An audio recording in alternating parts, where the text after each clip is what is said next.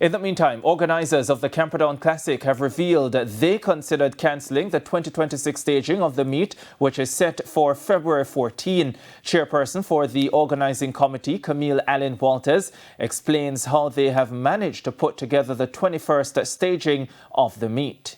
For a brief minute, we considered cancellation, as did a lot of other meets this season.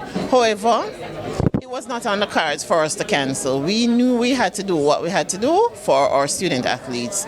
So we went to our past student associations and they did well. They showed up and showed out for us, and we really want to thank them for coming on board this year. And there will also be a venue change for this year's staging.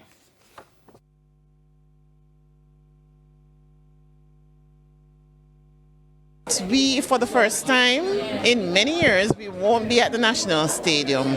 We have opted to change venues to the Ashenheim Stadium at Jamaica College.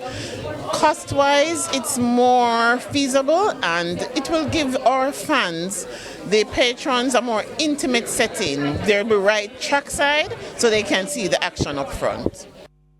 Meanwhile, meet coordinator Courtney Brooks explained that the meet will not only serve as a qualifier for the Issa Boys and Girls Championships, but will have something in store for the senior athletes as well. Well, we are doing the 60 meters, so based on that, we are looking for some of the athletes that want to make the Jamaica team for the 60 meters. So we'll be looking to see who comes out, trying to make the meet, the time to qualify and making the Jamaica team.